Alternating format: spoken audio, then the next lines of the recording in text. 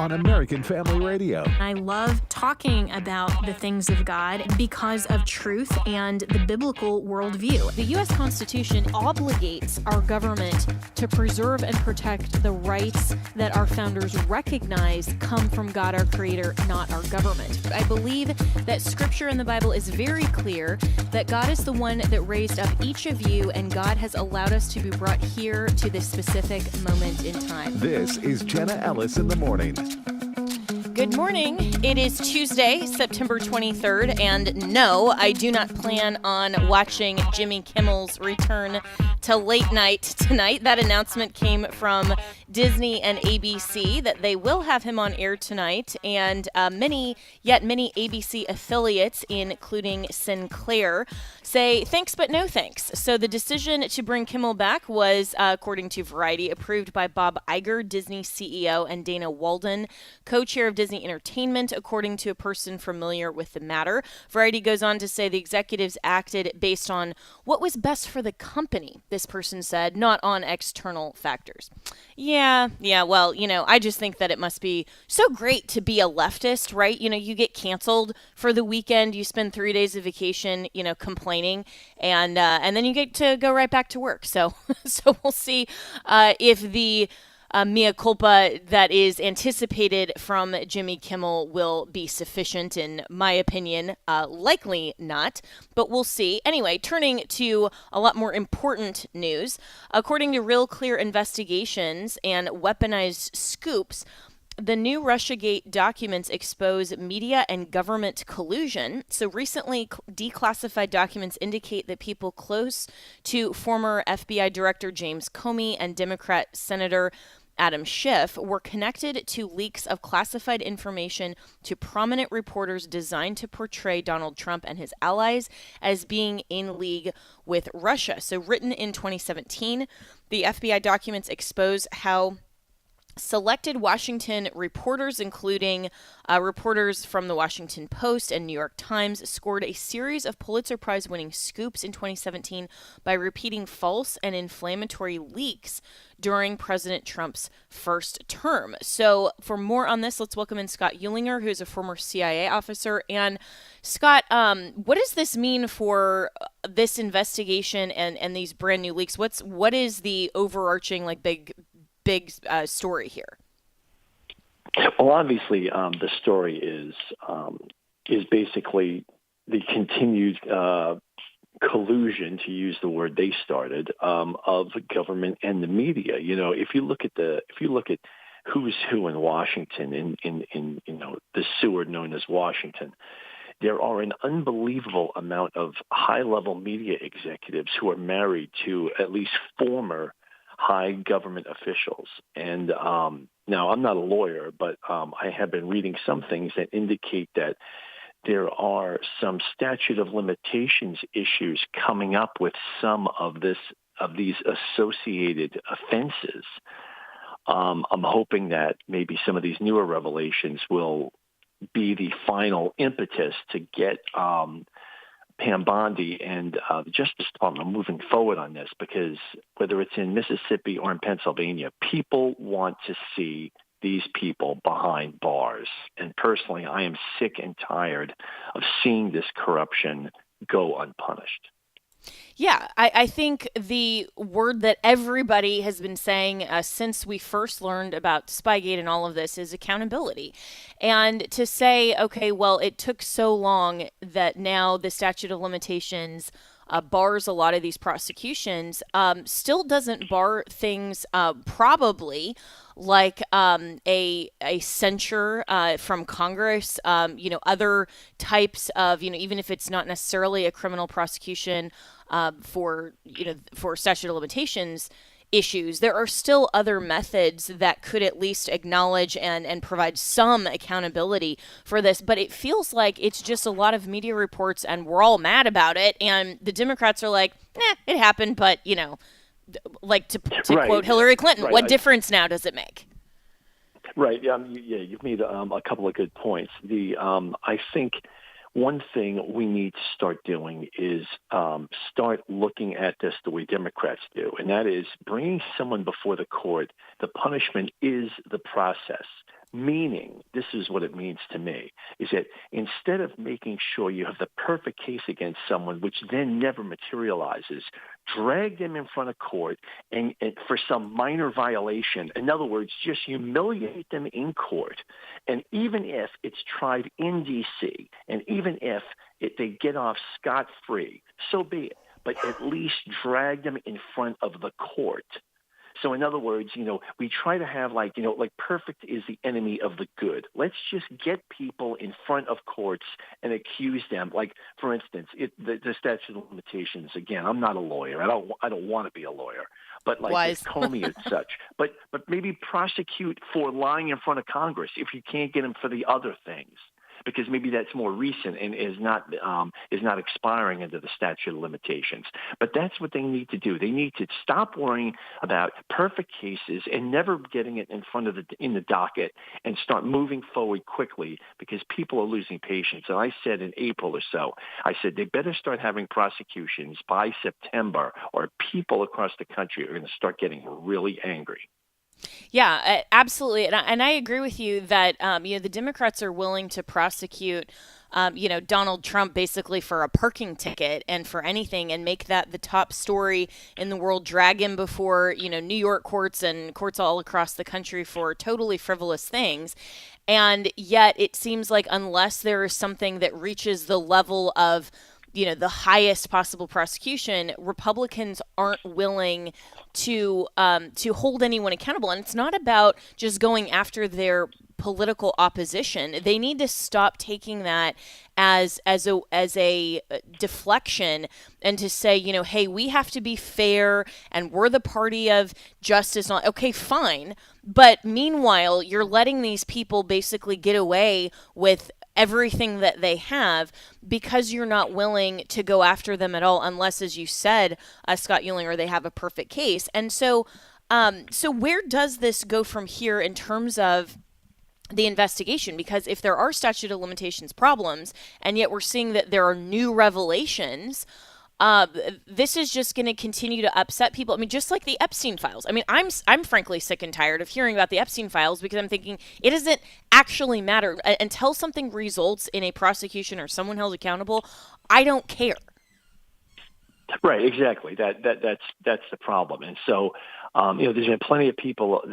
Even if the Justice Department isn't willing to do the job or whatever, I have seen plenty of very bright people on X posting literally a list of the violations of all of these people, of every violation of law they've committed. And so, let's take a page from that. I mean, like I said, we need to move forward. Actually, I think one that they should move forward relatively easily, been getting a lot of attention, is Ilhan Omar. She clearly lied on her citizenship application. And I think stripping her of her citizenship and kicking her out of the country would go very far in making people realize we are serious about this, because our whole immigration policy right now would be defined by kicking her out because she is obviously a lawbreaker, right? She's married her brother. It's been out there for 8 years and no one has done a thing about it.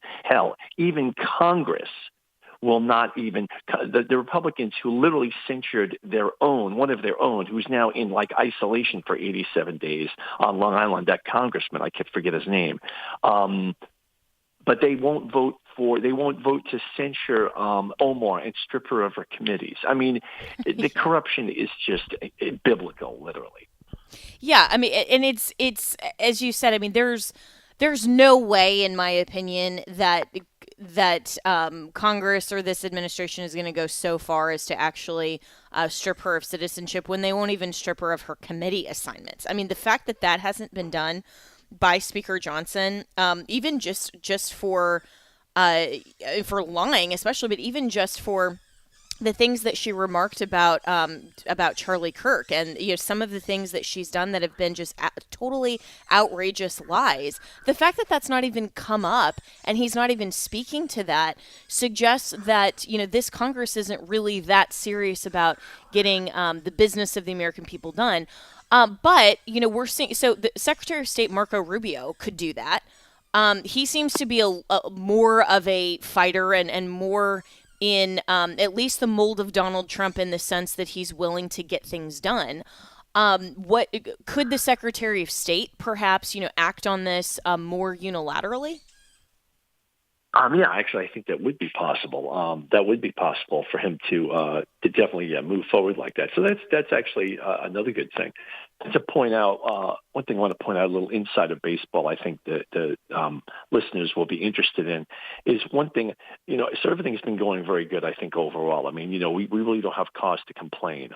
But as a former retired CIA station chief, I observe different things that I'm not happy about. And that is what we're not seeing yet, and hopefully we will, but I just don't know about this, is, Trump cannot lead, or Rubio cannot lead all the change himself. That's the problem. He's only one man, an incredibly capable man, but he's only one man. We have to rely on the subordinates. And what I am seeing in the FBI and the CIA is not encouraging. Okay, I guess some people have been removed from the FBI and CIA leadership ranks, but the bottom line is the CIA director, for example, is a political appointee. He's a congressman from Radcliffe, is a congressman from Texas. So he brought a lot of his cronies in, and that's fine. Nothing wrong with that. But what I haven't seen is I know a number of high-ranking, conservative intelligence officers who were determined to pursue real reform in the agency. In fact, I know of one guy who worked for the Heritage Foundation who got out of the agency as recently as 2019. He wrote a document, like a 75-page treatment of exactly how to reform the CIA. And I texted him recently and found out to my shock, this administration, meaning Radcliffe and the CIA, have not even spoken to him, which is unbelievable. If they don't call me, I'm just a small little guy. I'm a minor character. If they don't call me, okay, that's fine. But they're not calling people who should be leading reform. And as someone who served in the military for an entire career and the CIA, I'm well aware of the fact that if you cannot pursue reform if you have the same people in the organization who led to the destruction of that institution in the first place. It's ridiculous to reform with the same people who brought you to the pitiful state you're in. And unfortunately, I think that's what we're seeing. We need a lot more retired MAGA-type officers brought in who have no axe to grind, who don't care about their careers, who are determined to reform their agencies, than keeping in these corrupt officials who perpetrated things like what we're talking about with Comey and the Russiagate hoax. Yeah, and that makes so much sense that, you can't reform with this same mindset of the deep state that has led to everything that we are discovering. And so I have a little more hope, at least for the FBI with Kash Patel and Dan Bongino, who have really cleaned house a lot in the last 7 months or so. But Congress as well needs to have reforms and changes that would make prosecutions more viable, either legally, like longer statutes, or procedurally, having better evidence collection procedures in connection with, the FBI, the DOJ. I mean, these agencies, it's like they're not talking to each other. They're all just pointing fingers, and it's ultimately frustrating. But in just about the last minute or so we have with you then, Scott Eulinger, I mean, so do we all just kind of give up and say at this point and say, all right, well, the leaks are frustrating, but, nothing's going to happen? No, certainly. Like I said, we have to be creative. And heck, if the Justice Department isn't willing to be creative, people on Twitter or on X are, because they will do the research necessary, because I'm sure you can exploit the law to continue to prosecute these people, certainly the Comey debacle, after, let's say, a nominal end to the, to the legal proceedings. I'm sure that other legal offenses can be found which are beyond the statute of limitations, which can be pursued. And it has to be aggressive. I mean, look at the way they went after someone like Trump. We need to be as tenacious and following, justified offenses against the American people. Absolutely. All right. Well, we'll be right back with more here on Jenna Ellis in the Morning. If you are 65 or older, you know this, inflation is hitting everyone hard right now, especially when it comes to healthcare. Over the last 10 years, healthcare costs have skyrocketed by, get this, 230%. If you have Medicare Parts A and B, you know there are still out-of-pocket expenses like deductibles and copayments, and they really add up. But here's some good news.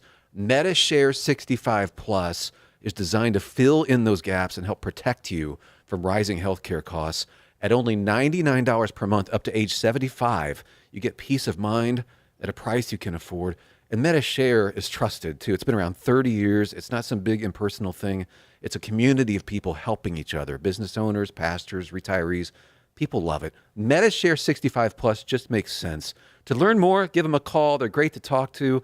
They'll offer to pray with you each time you call, too. Call now, 833-45-BIBLE. That's 833-45-BIBLE, 833-45-BIBLE.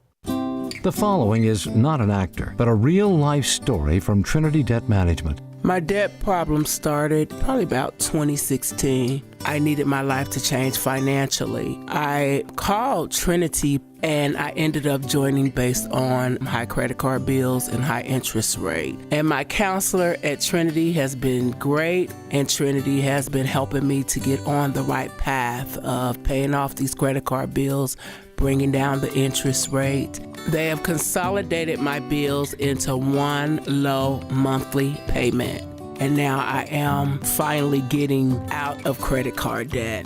So I just want to say thank you, Trinity, for showing me a better and greater path. If you're in debt and you need help, call Trinity at 1-800-788-1813. My name is Sharon, and soon I will be debt-free for keeps. 1-800-788-1813. Hello, Americans. I'm Todd Starnes. Stand by for news and commentary next. President Trump convened his Commission on Religious Liberty at the Museum of the Bible the other day in our nation's capital, an appropriate location for his remarks, calling on Americans to join together in prayer. One of the most poignant moments came when he invited a 12-year-old to share his story of religious persecution. Shay Encinitas was forced by his teachers to promote transgenderism. The school paired Shay with a kindergartner, and he was forced to read a storybook to his friend about gender identity. First Liberty Institute now representing Shay. They say the storybook violated the boy's religious beliefs. As Kelly Shackelford said, students do not give up their First Amendment rights at the schoolhouse gate. The truth is, under the Biden administration, Christian students were subjected to all sorts of persecution. But President Trump promised the nation he would defend religious liberty and he would ensure America will always be one nation under God. I'm Todd Starnes. Welcome back to Jenna Ellis in the Morning on American Family Radio. Welcome back. Well, the White House made a big announcement yesterday taking steps to address autism. The argument was put forward by Dr. Jay Bhattacharya, the director of the NIH, Dr. Marty Makary, the FDA commissioner, and Dr. Mehmet Oz, the administrator of CMS. And this is coming from Politico. President Donald Trump and HHS Secretary Robert F. Kennedy Jr. challenged us to break down the walls between our agencies so we can rapidly address the health crisis facing the American people. Today, we announce an approach to provide relief for children on the autism spectrum. And the portion of the announcement that garnered the most attention was that dealing with acetaminophen. Over the past few years, and this is quoting from that press conference, observational evidence has suggested that when moms take acetaminophen during pregnancy, especially close to delivery, it is correlated with subsequent diagnosis of conditions like autism and ADHD in their children. Peer-reviewed data from large-scale cohort studies, including the Nurses Health Study 2 and the Boston Birth Cohort, find this association. What should parents do in light of this evidence and lack of clear alternatives? We, the Trump administration, believe acetaminophen should be used judiciously in pregnancy and under medical supervision of an obstetrician as a practical, prudent medical approach that balances risks and benefits. this caution could be extended to infants and toddlers. So let's welcome in Raw Egg Nationalist, who is our good friend and goes by that moniker. He is an author and writes a lot of nutrition-related content, and you can follow him on X. So Raw Egg, happy to have you back. And this seems to me like at least there was some balance between saying, hey, this is what the studies suggest, and we're not trying to scare new moms. We're just trying to show what the evidence is providing. What did you make of this announcement? It's good to be back speaking with you, Jenna. So yeah, I mean, I was very encouraged actually by this big announcement from the White House, from RFK Jr. Donald Trump was there, Jay Bhattacharya, Marty Makary was there as well. We expected the stuff about Tylenol. That had had been reported in the news weeks before that HHS were preparing to issue new guidance about the use of Tylenol during pregnancy on the basis of studies that suggest that actually, yes, high doses of Tylenol during pregnancy could be linked to autism. So we were expecting that, but it was, this is new. This is new guidance from HHS on the use of Tylenol. It was balanced, like you say. They didn't try to scare anybody, but they did say, nevertheless, look, this is potentially one among many causes of childhood autism. And I think the main takeaway really from the announcement was that there's going to be a fundamental change in the way that HHS approaches autism and other forms of chronic disease as well. I mean, I think, so not only did they talk about Tylenol, RFK also talked about this therapeutic drug called leucovorin, which has shown significant promise actually for ameliorating the effects of autism, especially in children who show a folate deficiency. So that was another thing that they talked about, folate deficiency as a potential cause of autism. But more broadly, RFK Jr. talked about a new approach to autism. He said that HHS would finally stop smearing and gaslighting parents who actually just want to know the truth about their children's illness. He did quite a funny thing where he said, leftists and liberals say, believe all women, and yet they refuse to believe the mothers of children who have autism, who believe that their children have been injured, especially by vaccines. And he gave this figure: between 40 and 70% of all mothers whose children have autism believe that their children were actually given autism by vaccines. So I think this does mark a turning point. I mean, it's just the beginning. That's what I think we have to bear in mind. This is just the beginning. This is the beginning of a new approach that's going to focus on environmental factors rather than genetic factors. So RFK Jr. said, look, HHS has been focusing on genetic causes of autism, and that would be like looking at the causes of lung cancer and not focusing on cigarette smoking. And that's going to change. So overall, I mean, I think it was a big announcement. Some of it was expected. The Tylenol stuff was expected, but there was new stuff.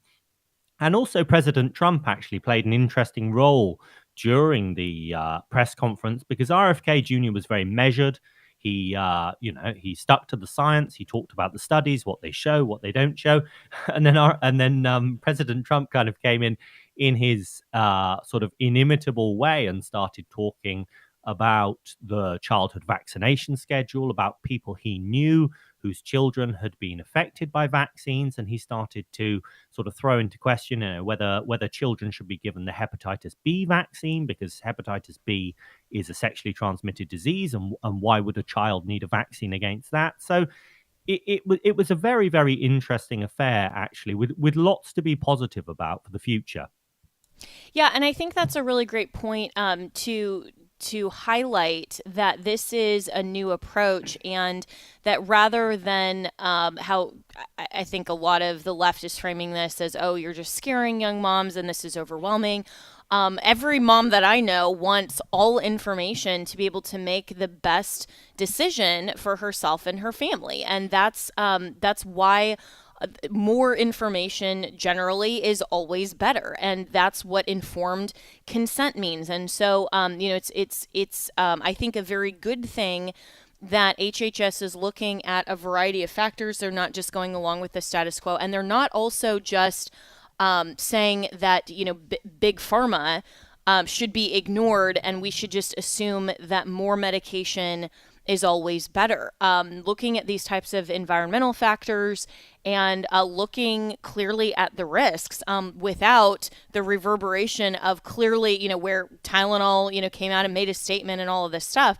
They're not caring about that. And that to me is a good thing, because we also need to, I think, raw egg, have more trust in our institutions, that these studies aren't just being bought off basically by big pharma, and that we can actually trust some of these results. Yes, I think that's a very good point. I think this press conference was as much about announcing, sort of new findings like with the Tylenol and the leucovorin, as actually a step towards re-establishing some kind of trust between ordinary people and government, because people do have huge distrust in government. And quite rightly, I think, after the pandemic, but also because of everything that we know about the relationship between government and big pharma, as a result of lobbying, the incredible power that big pharma has over government because of the millions and billions of dollars that are spent on lobbying and funding individual politicians as well. So, yeah, reestablishing trust. I mean, that's something that RFK Jr. has to do, because, I mean, government obviously does have an important role to play in people's health, in regulation, in promoting healthy lifestyles, etc. But people are so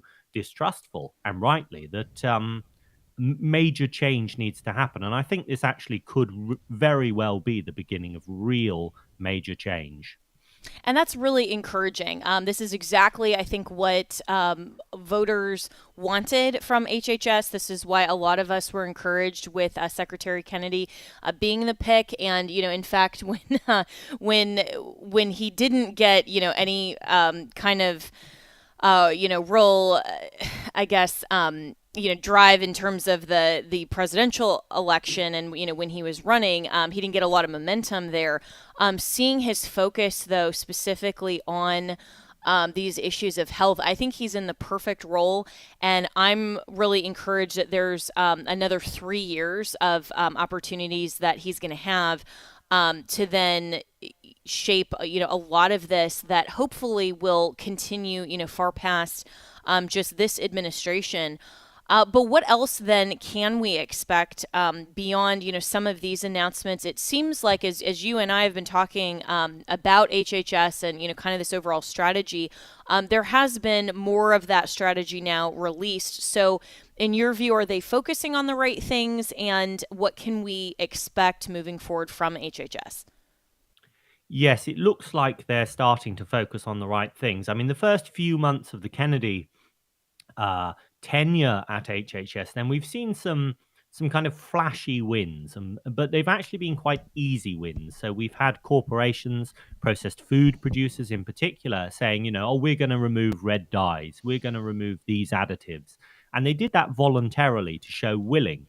That stuff's easy. These processed food corporations are scared of what RFK Jr. could do to the way that food additives are regulated, to the way that to the nutritional information and advice that's given, to programs like SNAP, etc. So actually, RFK Jr. has a lot of power, and it's a question of whether he is prepared to use it and to go against these vested interests. I mean, there's a famous saying: you can't please all the people all the time, and somebody is going to be displeased by whatever RFK Jr. does. And HHS and the FDA and all of these other regulatory agencies for too long have pleased corporations and the rich and the powerful at the expense of ordinary people. So now it looks like, yes, we're going to see some fundamental change, and actually the needs and priorities of ordinary people are going to come first, as they should do. I mean, I think RFK Jr., at this press conference, then he announced that there's going to be a lot of research is going to take place. They're going to commission gold standard scientific research, the kind of research actually into the causes of autism and other forms of chronic disease that should have taken place 25 years ago when this problem really started to get very, very bad, but didn't because of vested interests and the power of the big pharma lobby. So, and big food and big ag. So I think what we'll see definitely is we're going to see more revelations about the causes of chronic disease, not just autism, but all the other forms of chronic disease that are afflicting Americans today. I think that's going to be a big part of the program over the next 3 years is, new research telling us things that the old research didn't tell us. And that, I think, will guide policy fundamentally. Policy is going to be guided by this new research. I think, yes, it's good to see that there is a plan forming. That was one of my initial criticisms, actually, of Maha under Kennedy after Trump was elected, that there didn't seem to be a long-term plan. And I think what we need is we do need a generational plan to be laid out now, because, of course, it's taken 100 years. It's taken the better part of a century, certainly 70 years, for Americans to become this unhealthy, to become basically the most unhealthy people in the world. And so actually, it's not going to take 3 years to reverse that. It's going to take longer than 3 years. It will take multiple administrations. So what I'd like to see developing, as well as concrete measures, is a game plan for what's going to happen under JD Vance 2028 and then 2032. How are we going to carry on this Maha agenda and ensure that actually whatever RFK Jr. manages to achieve in this administration doesn't just get reversed in the next administration or the administration after that. So I'm encouraged that there's long-term thinking, but I think that we need some codification of that. We need a big document that kind of lays it out and makes it clear that this is a generational agenda. Absolutely. And also learning from our past mistakes. And in fact, you wrote a piece in InfoWars that's titled From Bad to Worse, the mRNA COVID vaccines really might cause cancer. And you're probably hearing Todd in the background lauding this morning. And we're babysitting our little friend Jack. He's over with so I have 3 dogs in the background today. They're all playing, and it's a great time over here. But this piece is talking about how the COVID vaccines really might cause cancer. And this is, of course, something that, President Trump hasn't really wanted to walk back. But at the same time, I think with the HHS, they are walking it back. And this is a good thing. Yes. Yeah. This is some very worrying research that was done actually by Dr. Peter McCullough. They looked at the case of a 31-year-old woman who had aggressive stage 4 bladder cancer. And they analyzed her genome. She'd taken the Moderna mRNA COVID vaccine, and they found that genetic material from the vaccine plasmid, so that's the loop of genetic material that's introduced into the body to get it to produce the spike protein and then cause an immune reaction. Parts of that genetic code had been integrated into her genome. And the researchers showed that this had caused massive dysregulation of a variety of different genes in her body that were involved in protection against cancer. So the body has various mechanisms to protect against cancer, and they'd been dysregulated by the introduction of this genetic material. And so this is, I think, the first documented case, well-substantiated case of somebody actually taking up genetic material from these experimental vaccines. And it's very worrying. And it looks like, yes, it did prompt her to have this very rare, very aggressive form of cancer. So I think HHS really needs to look into this. We've got all these documented harms. We've got the VAERS data about side effects, about rare cancers, and all the other side effects of the COVID vaccines. And I think HHS now needs to take seriously the possibility that actually these mRNA vaccines aren't safe. And I think if they do further research, which they should, and they substantiate these findings, then I think the mRNA vaccines need to be withdrawn from use straight away. I mean, Donald Trump shies away from this, of course, because he's responsible for Operation Warp Speed, which brought the COVID vaccines to market quickly. I don't think it's not his fault. I mean, he wasn't responsible for the research. He was advised by medical advisors, including Anthony Fauci, and I think he was given bad advice. I mean, I think he will probably shy away from walking it back himself, but RFK Jr. has the power to walk back the use of these vaccines, and he already has. So we've seen updated guidelines from HHS about the use of the COVID vaccines. They're not being recommended now by physicians for anybody who is under 65 or has a anybody who doesn't have some kind of serious comorbidity, a serious chronic disease that would put them at genuine risk from the coronavirus. So there are big changes happening, but I think on the basis of this study, which is very, very worrying indeed, then they could go even further, and perhaps really they should. Yeah, well, we need to take a break here, but thanks so much, Raw Nationalist. There's so much more that I could ask you on this, so we'll have to have you back to talk more about these findings about the mRNA vaccines. But in the meantime, if people want to read this article, it's at InfoWars by Raw Egg Nationalist, and the title is From Bad to Worse. The mRNA COVID vaccines might cause cancer, and you can read through that. This is why in my home state of Florida, the Florida MAHA Commission, this is really important that states, along with HHS, are looking at all of these things and not just trusting the institutions and the studies that have been going on for the past 20, 30 years or even longer. We really need to get to the bottom of a lot of these health issues, look at everything fully, and make sure we're making the best decisions for ourselves and our family with medical freedom. We'll be right back with more.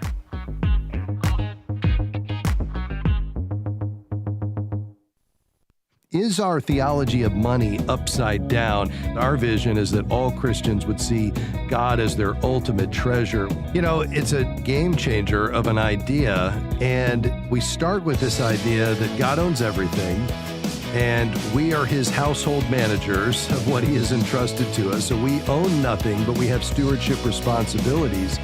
Faith and Finance with Rob West, weekdays at 9 a.m. Central or on the AFR app. Weekday mornings at 8 Central, Pastor Jeff Shreve offers real truth for today. I'm the pastor of First Baptist Church in Texarkana, Texas, and the founder of From His Heart Ministries. The world around us is rapidly changing, but God and His truth will never change. I may be the host of the show, but I want God's Word and His truth to be the star of the show. Join Pastor Jeff Shreve each weekday morning at 8 Central for Real Truth for Today on American Family Radio. Share-a-thon is a special time to me for reasons beyond funding our ministry. During Share-a-thon, I'm reminded of the vital partnerships we have with listeners around the country. It's encouraging to hear the stories and have so many calls from people who have recognized what a blessing it is to be able to share a Christian perspective and the Word on AFR. God has blessed us with this platform, and we get to use it for the cause of Christ. Spring Share-a-thon is coming April 8th through 10th, and it's your chance to renew your partnership with American Family Radio. We deliberately don't receive any government support, so our listeners are essential to the funding and continued operations of this ministry. And in addition to operational capital, Share-a-thon renews the spirits of those of us who work here. Join us April 8th through 10th for Spring Share-a-thon on American Family Radio. Hey, my name is Wesley Wildman. And I'm Walker Wildman. And we're brothers, and our family have been leading tours to the land of the Bible for more than 30 years. Coming up in March of 2026, we would love for you to join us for something very special, a Footsteps of Paul tour, a journey through Greece. We'll walk exactly where the Apostle Paul walked, through Athens, ancient Corinth, Philippi, and Thessalonica. You'll enjoy unforgettable experiences and meaningful fellowship with believers and with Wesley and Walker. And we'll eat well, laugh a lot, and yes, eat well again. And most importantly, we will grow in our faith as the Bible comes alive before your eyes. You'll get to see the very things that we read about or that your pastor talks about in church. The Footsteps of Paul tour is March 17th through the 24th, 2026. Register today at wildmangroup.com. That's wildmangroup.com. We can't wait to see you there.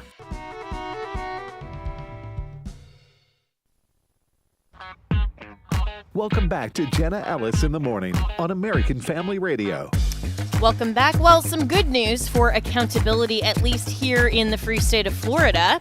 Our education commissioner in Florida found probable cause to sanction a Clay County teacher who posted a callous, unconscionable comment about the assassination of Charlie Kirk. Here is what our Florida commissioner had to say. Cut 4. Our Office of Professional Practices Services investigated a teacher specifically in Clay County who made callous and unconscionable comments on social media celebrating the death of Charlie Kirk. Specifically, she said, "This may not be the obituary we were all hoping to wake up to, but this is a close second for me." And attached to that post was an article explaining that Charlie Kirk was assassinated at a school. There was an outcry from the community regarding the teacher's comments, with the Clay County School District receiving more than 500 complaints. The district had to increase security measures to ensure the safety of students and teachers, costing the district time and money and furthering the discomfort of the students in that district. Based on the evidence and investigation, this morning I found probable cause for 4 different charges. Number 1, gross immorality. Number 2, failure to protect the health, safety, and welfare of students. Number 3, reduced effectiveness as an educator. And number 4, failing to distinguish her personal views from that of a public educational institution. As a result, we will be seeking the revocation of this educator's license. Holding educators accountable for speech that celebrates violence in schools is not a violation of free speech. It is a necessary step to uphold the standards of the teaching profession and the safety of our schools. Awesome. This is exactly what should happen. So the Florida Commissioner of Education, Anastasios Kamoutsas, joins me now. So I fully applaud this. We need more of this. Are you getting any pushback? Thank you for having me here. And yes, we are from the teachers union in particular, far left extremists who want to support an environment where somehow the celebration of violence in schools is now the new norm. I am shocked that we live in a day and age where people think it's okay to ever, I don't care who the individual is, to celebrate a school shooting. I am tasked as a commissioner of education with ensuring that we prioritize the health, the safety, and the welfare of all of our students.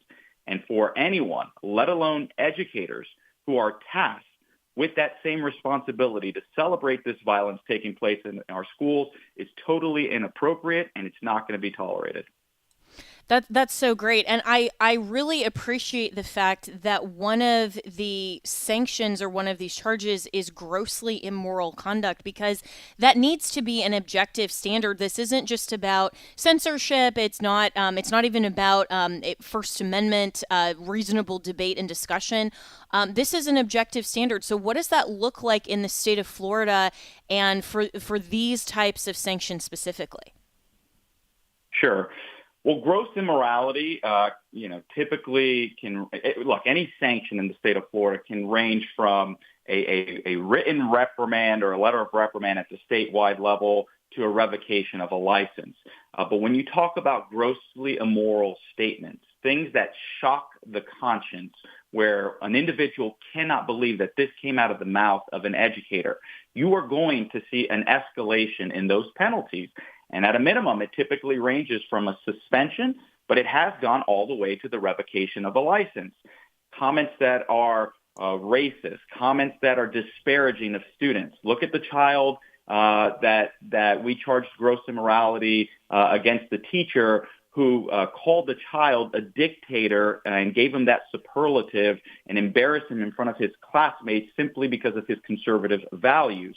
We charged gross immorality in that case, and we are seeking the revocation of that educator's license, because this kind of conduct by those who are supposed to be role models to our children cannot be tolerated. If we allow this behavior to fester, it's only going to negatively impact the future generation of this country. Yeah, so well said. And teachers are vested with the responsibility of protecting the health, safety, and welfare of students, and the also the effectiveness in the classroom. And so, this is so important that teachers understand these boundaries. And so having this type of accountability is so important. But when you mentioned that the teachers unions are opposing this, on what possible basis? Because what does this tell you, I guess, overall with how teachers unions are protecting this vile and outrageous conduct, and genuinely, I think, not caring about the student? I agree. They've certainly lost their way. I think that they were originally created as a support system for educators to ensure a great education system where teachers are fulfilling the purpose of why they entered the profession, which is putting students first. As public servants, educators hold a special position of trust and responsibility. And I do want to be clear, because I was very fortunate that I had a lot of wonderful teachers in my life as I grew up through the Miami-Dade County public education system. And I think the overwhelming majority of Florida educators take this responsibility seriously, where they serve with integrity. They work tirelessly to foster trust and ensure that families feel safe and confident, and they send their children to school knowing that they're receiving a world-class education system. This is an example where a few bad apples are attempting to spoil the bunch, and I'm not going to let that happen. I fundamentally believe that educators serve a very important purpose in the lives of children, working together with parents to create a great educational learning environment. But with these posts and with this small number of educators having broken that trust, these individuals have to be held accountable. I'm sad to see that the teachers union is supporting such behavior. I think that not only does it put students in jeopardy, but it puts the very teachers that they purport to represent in harm's way when we allow a culture that celebrates violence in schools to continue. And that cannot happen. We need to make it very clear. This sort of behavior, where an individual killed someone on a school campus, is abhorrent. It cannot be the new norm. It cannot be tolerated. It cannot be glorified or celebrated. We have to do everything we can as a society to remind our youth that this is pure evil, and this is not how we deal with individuals who have differing opinions. In Florida, we uphold the First Amendment. We foster civil discourse and open dialogue in our schools, but this commitment does not extend to promoting or glorifying violence as a means of resolving that disagreement. And as these posts continue to circulate, more and more students are being exposed to the dangerous and false idea that violence is an acceptable response to differing beliefs. And that has no place in our education system. So well said. I'm speaking to the Florida Commissioner of Education, that this is important because these teachers are molding and shaping young minds and students' minds. And when they step over that boundary of respectful dialogue and disagreement and legitimate debate into glorifying violence, that is a lesson that they are teaching their entire classroom and any other students that they come into contact with, that this is part of that acceptable debate and acceptable opinion. And so it's important to draw those distinctions. And so with Florida's guidelines and with seeking these sanctions, are there clear guidelines so that educators know where the line is between personal free speech and then conduct that can risk certification, and how are those communicated? I mean, it should be obvious that glorification of violence is well beyond that threshold, but how are those guidelines communicated? Sure. Look, educators go through certificate training in order to know what is expected of the profession. Obviously, they're guided by rules and statute that dictate what is the ethical and professional standards by which they are supposed to abide by. And so we have, gross immorality, for example, the reduced effectiveness as an educator, the failure to protect the health, safety, and welfare of students. Like, these are things that should be commonsensical, where when you are inserting a personal view, for example, in a public educational institution, you've now gone beyond the fray of what is expected and teaching fact. You are now inserting an opinion. You are trying to indoctrinate these children. You are trying to push an ideology. And we have drawn the line there in Florida and said this is not acceptable. Similarly, with gross immorality, I hope that I don't have to put guidance out to educators saying, if you are, making racist comments out there, even if it's on your private social media account, that is going to be used against you, and your community is not going to want you overseeing their children. If you're posting sexually explicit materials on your private social media account, that's something that you can probably expect to be used against you for purposes of a sanction on your teaching certificate. So, we have general guidelines of what is and is not acceptable via statute and rule. But, if I'm going to have to give a memo out for every single act that could or could not violate that, then I think we have a bigger issue with the profession. Yeah, absolutely. And it's just remarkable that we're in a society right now that anyone, much less a teacher, would need clear definitions or would be surprised that glorification of violence would result in these kinds of sanctions. I mean, I think back to the Anne of Green Gables kind of era, and Little House on the Prairie and the one-room schoolhouse and, the community that was centered on church and family. And we didn't have this just complete contrast of worldviews where the left was out purposefully glorifying violence and trying to teach children that this is okay. And that, to me, Commissioner, speaks of a really insidious threat to our country and to our young people that is really worldview. And this is why Florida provides not only this accountability for teachers, but also options of protections for homeschooling, of having a Christian education, for all of these different alternatives, so that parents can make sure that whether it's a publicly funded institution or it's homeschooling or anywhere else in between, that the indoctrination is not on a level of something that is so far from it really is not just American values, but westernized culture, correct, objectively truthful values.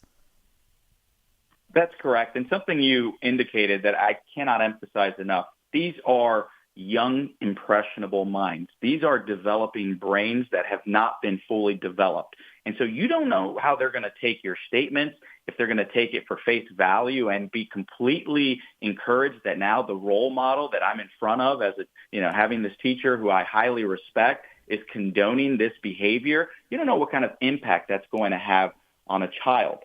To me, this is not an issue of left versus right. I can tell you, if this heinous act had occurred on an individual who leaned left, we would have taken the same exact action.